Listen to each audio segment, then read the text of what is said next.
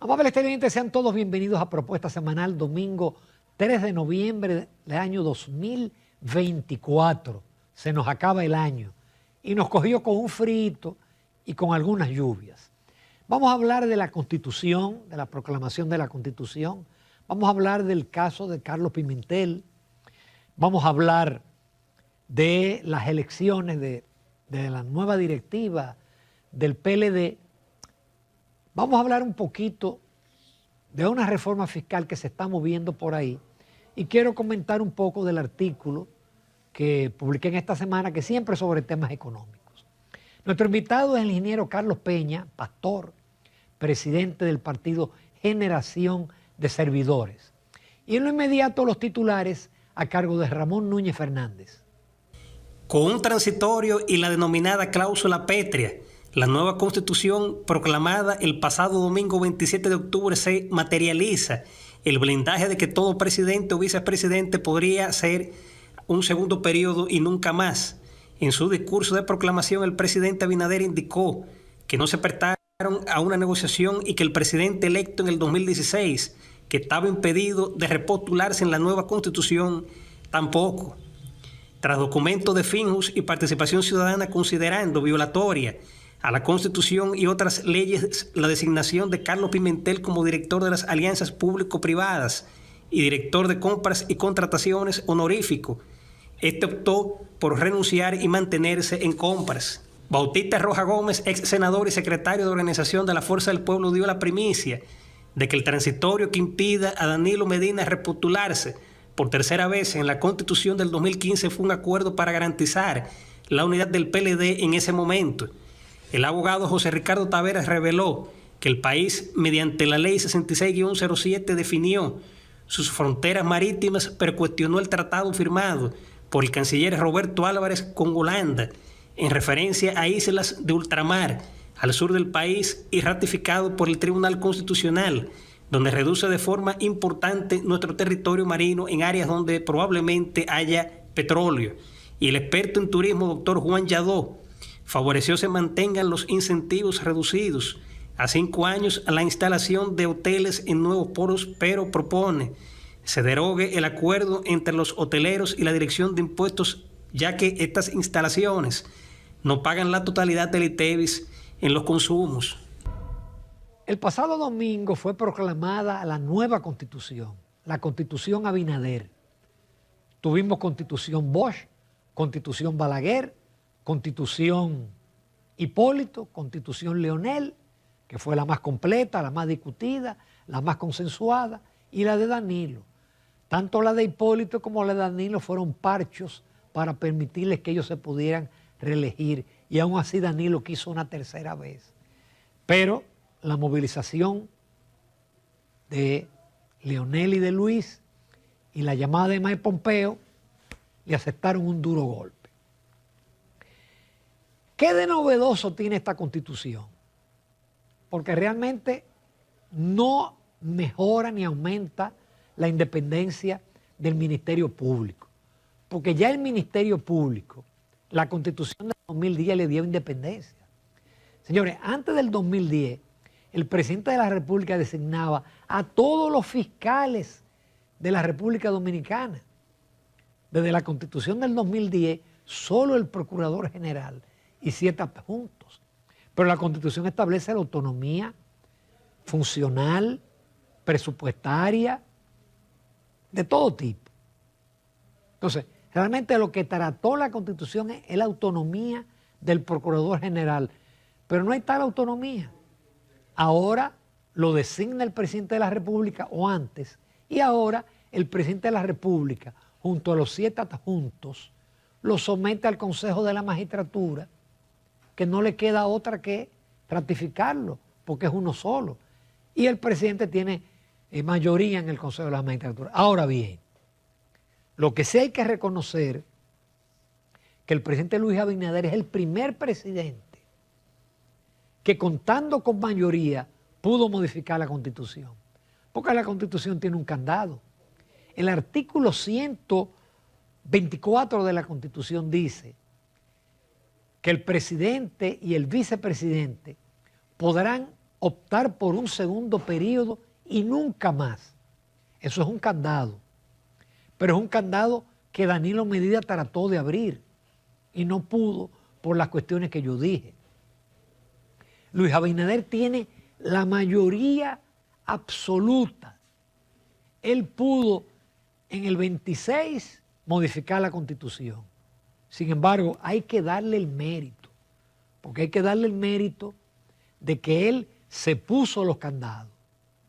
Él puso un transitorio donde él no puede repetir. Y eso hay que reconocerlo. Es el primer presidente que lo hace en funciones. Él modificó la Constitución no para favorecerse, sino para lo contrario. Pero además introdujo la llamada cláusula pétrea, que ha habido mucho debate entre los juristas constitucionales, porque hay un artículo 268, que es una cláusula de piedra, que dice que no se podrá modificar el régimen que establece que el gobierno es civil, representativo, democrático. Eso no se puede modificar. Es decir, el gobierno no puede ser militar, ni puede ser una dictadura. Eso es lo que se llama una cláusula de piedra. Porque la Constitución dice no se puede modificar. Bueno, pues en ese artículo 268 se estableció que no se puede modificar el artículo 124, el de 2 periodos y nunca más. Entonces, con eso, el presidente se cierra el paso, pero se la pone difícil a los próximos presidentes. Porque para ellos poder modificar eso, lo pueden modificar. Pero deben de tener una mayoría muy grande. Y además la sociedad no se lo va a permitir. Es decir, ya, gracias al presidente Abinader, es 2 veces y nunca más. Yo pienso que con ese punto, ya el presidente Abinader logró un sitial en la historia. Quizás no se lo reconocen ahora. Quizás incluso el gobierno no ha explotado esto como debió explotarlo. Ahora, al César lo que es del César y a Dios lo que es de Dios. Hay otro caso, el de Carlos Pimentel, que fue otro traspiés que dio el gobierno. Lo dio con la reforma fiscal y lo dio con este. Eso no ha repercutido porque el presidente goza de mucha popularidad. Al presidente el propio consultor jurídico le advirtió las inconveniencias y los choques con leyes y la Constitución que tenía en designar a Carlos Pimentel como director de las alianzas público-privadas y simultáneamente dejarlo en la dirección de compras y contrataciones. Finjus se disparó con un comunicado formidable, Servio Tulio Castaño, señalándole los puntos y también el conflicto de interés. Usted no puede ser el vigilante de las compras y está dirigiendo una institución que hace compras y contratos. Eso no se puede. Pero Participación Ciudadana, de donde salió Carlos Pimentel, también se lo dijo. Carlos Pimentel renunció, pero fue otro traspiés.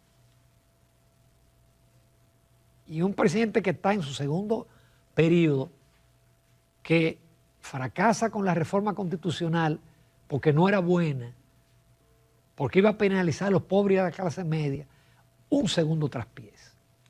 Nos vamos a comerciales, seguimos con otros comentarios. Descubre todo lo que puedes hacer con los canales alternos Senasa. Si ingresas a la app Senasa en la opción Servicios, Solicitud, puedes realizar tus preautorizaciones médicas desde cualquier lugar. Y si necesitas verificar el estatus de tu solicitud, también lo puedes hacer desde casa, ya sea en la oficina virtual www.arssenasa.gov.do o desde la app. Senasa. Concluyó su congreso el Partido de la Liberación Dominicana el pasado domingo, ratificando a Danilo Medina como presidente, un joven muy preparado, Johnny Pujols como secretario general. Él estuvo en el programa, en el telematutino hace 2 o 3 semanas. Y entró un grupo al comité político que se amplía a 51, pero se quedó un grupo, yo no voy a decir de viejos, pero hay gente cuestionada con cuestiones de corrupción. El partido PLD, que es una marca y que es un buen gobierno, Leonel Fernández y Danilo Medina hicieron buenos gobiernos en materia de infraestructura física. En el caso de Leonel, todas estas leyes de compra, de Contraloría, lo que se llama la reforma de la administración de Hacienda, es obra de Leonel Fernández. La reforma bancaria y financiera es obra de Leonel Fernández. El metro, los elevados, los túneles. Ahora, el problema fue la corrupción. Tanto en el gobierno de Leonel y en el de Danilo fue una hipercorrupción. Ahora, aquí ha habido corrupción en todos los gobiernos.